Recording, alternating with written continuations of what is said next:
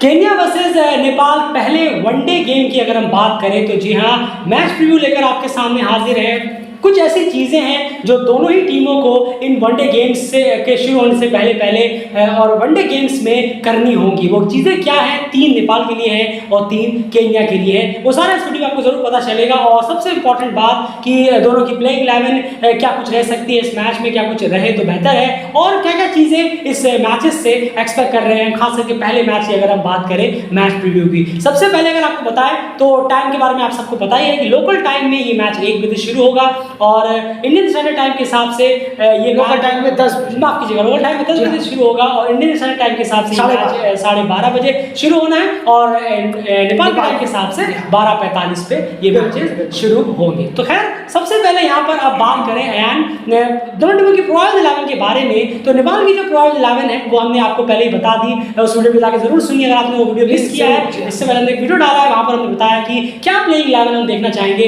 नेपाल की इस पहले वनडे गेम में, तो उस वीडियो को जाकर जरूर से अभी सुनिए। अब बात यहाँ पर केन्या की प्लेइंग 11 की पहले कर लेते हैं। केन्या के अयान क्या प्लेइंग 11 आप देख रहे हैं, क्योंकि स्क्वाड सिर्फ 14 का है, उसमें से 11 तो इसी में खेले नहीं। केन्या की ज़्यादा चेंज होती हुई स्क्वाड जो है वो नज़र हमें आएगी नहीं। अमूमन वही स्क्वाड खेलेगी जो 5 मैचों में खेली थी, उसी को लेकर ये स्क्वाड बनाई जाएगी। चेंजिंग ज़्यादा होती हुई कुछ नज़र आ नहीं रही है केन्या की। वहीं पर केन्या की स्क्वाड की प्लेइंग 11 की बात ही कर ले तो Alex Wanda, Collins Obuya, Rakep Patel, Irfan Karim, Nehemiah Odhiambo, जी हाँ, जो कि 2 ओडिएम्बो है, तो Nehemiah Odhiambo, Shem Ngoche, Lucas Oluoch, Raj Patel, Elijah Otieno, Sachin Bhudia and last Elijah Bundi, जी इमैनुअल। तो चलिए ये बात हो गई केन्या की प्लेइंग 11 के बारे में। और कहीं ना कहीं जो टी20 की प्लेइंग 11 थी लगभग वही प्लेइंग 11 वो रही, क्योंकि जो स्क्वाड ने अनाउंस की थी वो 14 में से यही प्लेयर्स जो प्राइम प्लेयर्स हैं वो इस वनडे में खेलते हुए आपको नजर आएंगे। और वापस हम कह रहे हैं नेपाल की जो प्लेइंग 11 है वो आप जाके इससे पहला वाला वीडियो जाकर देखिए, वहाँ पर जो हमें लगता है कि प्लेइंग 11 आज के मैच में खेले तो बहुत बेहतर होगा वो प्लेइंग 11 है। अब यहाँ पर बात कर लेते हैं कि इस मैच में, इस वनडे गेम में क्या एक माइंडसेट या गोल लेकर दोनों टीमें उतरे। नेपाल और केन्या में दोनों की बात कर रहा हूँ, 3 चीजें हैं जो तीनों ही टीमों को इस वनडे गेम्स में अपने A1 करने की कोशिश करनी होगी। सबसे पहले शुरुआत अगर हम केन्या से करें, जो होस्टिंग टीम है केन्या के लिए एंड पहले पॉइंट की अगर मैं बात करूं तो सबसे पहला पॉइंट उनके लिए ये होगा कि अगर वो बैटिंग करते हैं, चाहे वो पहले बैटिंग करें और सेकंड बैटिंग करें, सेकंड में चेज में अगर बड़ा टारगेट मिला है तो बात अलग है, लेकिन अगर वो पहले बैटिंग करते हैं तो उनका सबसे प्राइम होना चाहिए कि वो पूरे 50 ओवर बैटिंग करने की कोशिश करें। और उनके लिए यानी कहना होगा एक बहुत स्ट्रॉन्ग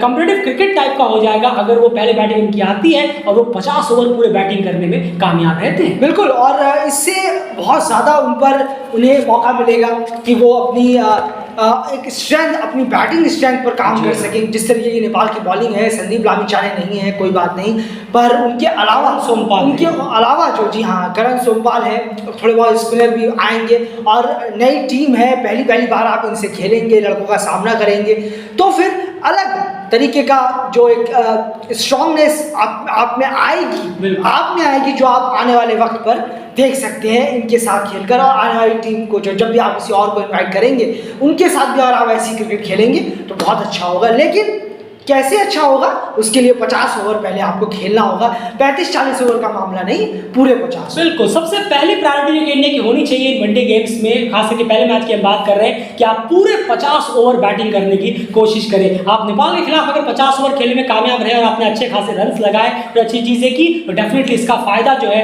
आपको आने वाले समय में जो अपने आपकी जो लेवल्स की टीम है, चैलेंज लीग की टीम है, उनके खिलाफ और ज्यादा आपको बेहतरनेस जो है वो नजर आएगी। खैर उसके बाद सेकंड पॉइंट की बात करें तो सबसे इंपॉर्टेंट होगा कि आप पार्टनरशिप्स बिल्डअप करने की कोशिश करिए। जब आप बैटिंग करने के लिए आए तो आप पार्टनरशिप्स बिल्डअप करने की कोशिश करिए।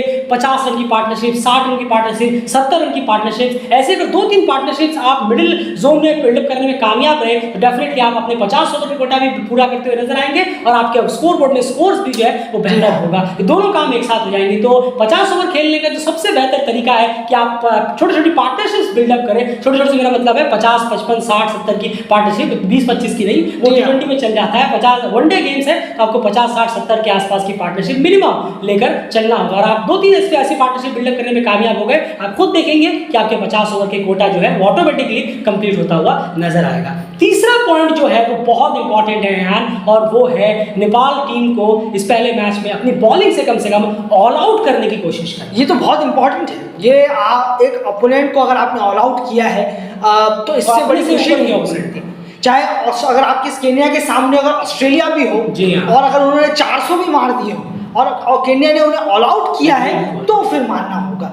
तो फिर आपकी चाहे कुछ किससे जीत है, छोटी सी जीत। बिल्कुल सही कहा आपने। ये एक जीत मानी जाती है कि आपने पूरी टीम को ऑल आउट किया। आपके पास कुछ है, आपकी बॉलिंग में कुछ दमखम था जो आपने टीम को ऑल आउट कर दिया, लेकिन नहीं हुए तो एक झटका जरूर है कि शायद आपकी बॉलिंग में इतना कुछ है नहीं कि आप सामने वाली ओपोनेंट को ऑल आउट नहीं कर पाए।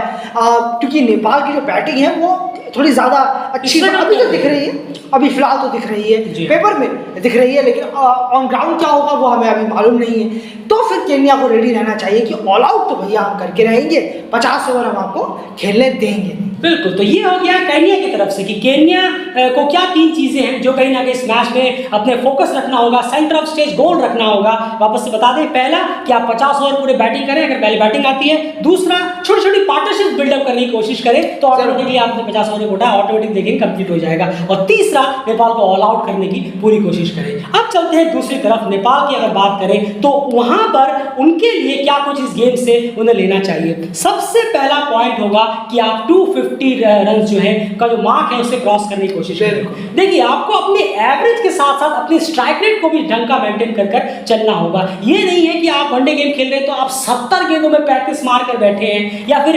80-90 गेंद खेल कर 40-45-50 मार कर बैठे हैं। ये फिर अलग ही टाइप का क्रिकेट हो गया, ये तो फिर टेस्ट क्रिकेट ही हो गया। वनडे गेम्स में भी आपको 300 गेम है, 3000 गेंदें नहीं है। यहाँ पर भी आपको एवरेज और स्ट्राइक दोनों का अगर आपने मान लीजिए केन्या के खिलाफ 50 ओवर पूरे बैटिंग की और आपका स्कोर एट द एंड हो रहा है 215, 220 है, 230 भी है, तो ये डिसअपॉइंटमेंट है, डेफिनेटली डिसअपॉइंटमेंट है। आप केन्या के खिलाफ भी अगर 50 ओवर बैटिंग कर भी 250 क्रॉस नहीं कर पा रहे हैं तो यानी डेफिनेटली ये डिसअपॉइंटमेंट है। यानी जब सामने नामीबिया या फिर स्कॉटलैंड वगैरह या फिर यूएई वगैरह आएंगी तो शायद आपका स्कोर 200, 205, 210 या 180, 190 ठहरेगा। तो इसीलिए आप कोशिश करें कि केन्या के खिलाफ 50 ओवर तो पूरे खेलना हो, तो हम हर बार कहते रहते हैं, वो तो पहला प्रायोरिटी होगा ही, लेकिन उसके अलावा 250 प्लस रन या 250 रन क्रॉस करने की कोशिश जरूर करें, वरना अपने आप में एक डिसअपॉइंटमेंट होगी। सबसे पहला पॉइंट नेपाल को ये करना होगा और उनकी पहले बैटिंग आती है। उसके बाद ये फेस आन आप जरूर समझाएं, 11 से 35 ओवर के बीच में सिंगल डबल्स क्यों नहीं? बिल्कुल, इससे क्या सुधरेगा? इससे एक जो बैटिंग डिपार्टमेंट है उसमें एक तरीके का डिसिप्लिन देखने को मिलेगा।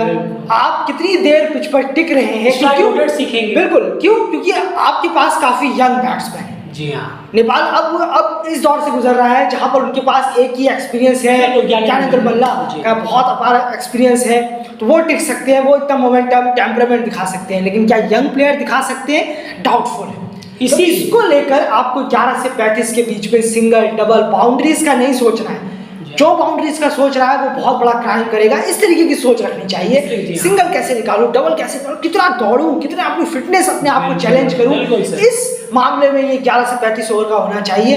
अब अगर आप कर पाए, यंग प्लेयरों के लिए यही टेस्टिंग, यही मॉडल अपनाना होगा नेपाल को, क्योंकि यंग प्लेयर तो सिर्फ चौका छक्का मारना चाहते हैं, अपना विकेट 30-35 के बाद गंवाना चाहते हैं। उसको 60 से 70 बनाइए, थोड़ा टिकिए, थोड़ा टेम्परामेंट लाइए, डिसिप्लिन लाइए, इनिंग को बड़ा बनाइए, भूख लाइए, वो तभी होगा जब आप थोड़ा पिच पर ठहरे। बिल्कुल, और कहीं ना कहीं हम उम्मीद करेंगे शायद मनोज सर भी अगर ये टास्क दे कि 11 से 35 ओवर के बीच में मुझे लेस बाउंड्रीज चाहिए और सिंगल्स और डबल्स में ज़्यादा अगर मैं देखूं तो बेहतर होगा। आप खुद देखेंगे इससे बहुत कुछ टीम सीखेगी। यंग प्लेयर्स के अंदर एक पेशेंस लेवल आएगा, एक इंटेंट लेवल आएगा। अगर वो 11 से 35 ओवर के बीच में बाउंड्रीज पे ज्यादा ना जाकर सिंगल डबल से भी आप खेलेंगे, आप ऑटोमेटिकली 6 के रन रेट जो है वो लेकर आराम से चल सकते हैं, 5-6 का रन रेट लेकर चल सकते हैं। बाउंड्रीज जहाँ लेस हो, सिंगल डबल ज्यादा हो तो बहुत इंपॉर्टेंट होगा, ये ध्यान रखना होगा बैट्समैन को और करना होगा। थर्ड चीज की अगर मैं बात करूं यार यहाँ पर तो किशोर महातो एंड साहब आलम, जी हाँ, यहाँ का फैक्टर आ जाता है कि करण और सोमपाल के अलावा जो 2 और बॉलर आप यहाँ पर खिलाएंगे, जो प्राइम बॉलर्स आप खिलाएंगे, हमारे प्लेइंग 11 में तो हमने किशोर और साहब आलम को लिया था, तो हम उन्हीं की बात करेंगे। तो अगर आप किशोर और साहब आलम को खिलाते हैं, फिर जो भी यंग बॉलर्स को आप खिलाते हैं उन पर भरोसा जताने की कोशिश करिए।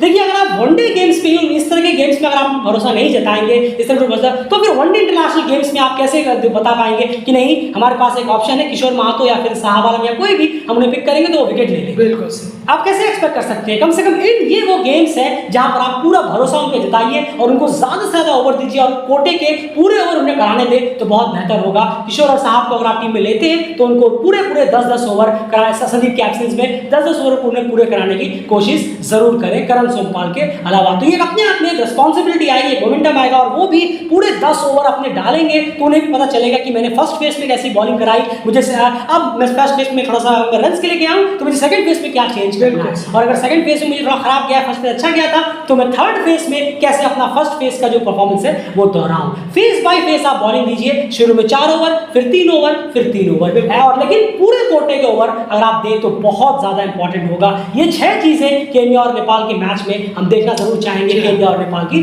तरफ से। लास्ट बट नॉट लीस्ट अगर मैं बात करूं तो जो प्राइम पे पिक्स हैं नेपाल और केन्या के लिए, जिन प्लेयर्स पे बहुत ज़्यादा डेलीब्रेट की नजर रहेगी, सीधे सीधे देखेंगे कि इनका ये कैसे परफॉर्म करते हैं टीम के लिए, वो 5 प्लेयर नेपाल के कौन से होंगे। बिल्कुल, नेपाल की बात करें तो ज्ञानेंद्र मल्ला, देव खनल, रोहित पुड़ैल, किशोर महातो एंड दीपेंद्र सिंह है। बिल्कुल सबके अजय आयन आप डिस्कस करना चाहेंगे? बिल्कुल बिल्कुल, ज्ञानेंद्र मल्ला उनको तो बहुत कुछ हमारी जब से ये टूर अनाउंस हुआ है आपको भी पता है हमारी सबसे ज्यादा नजर है ज्ञानेंद्र मल्ला को वनडे गेम्स में परफॉर्म करते हुए। बिल्कुल सही, और उम्मीद करेंगे कि ये ढेरों रन बनाए, खूब सारा वक्त पिच पर बिताएं, यंग प्लेयरों के साथ बिताएं, और ये आपने यार बहुत अच्छा कहा, खूब सारा वक्त पिच पे बिताएं। बस आप अगर 70-80 रन कर रहे हैं तो अगर आप 90-95 बॉलें ले रहे हैं, वक्त बिता रहे हैं, बहुत खुशी होगी। बिल्कुल सही, और इससे बहुत कुछ यंग प्लेयर जो आपके इर्द गिर्द है वो सीखेंगे, आप बहुत अच्छा एक इन्वॉल्वमेंट क्रिएट करेंगे और टीम में आपके लिए जगह उतनी खुलती चली जाएगी फिर। और उसके बाद देव खनल है आपके, वो उनको बहुत ज्यादा नजर रहेगी, जिस तरीके से उन्होंने थोड़ा बहुत जो टेम्परामेंट दिखाया है 25-30 का 25-30 का,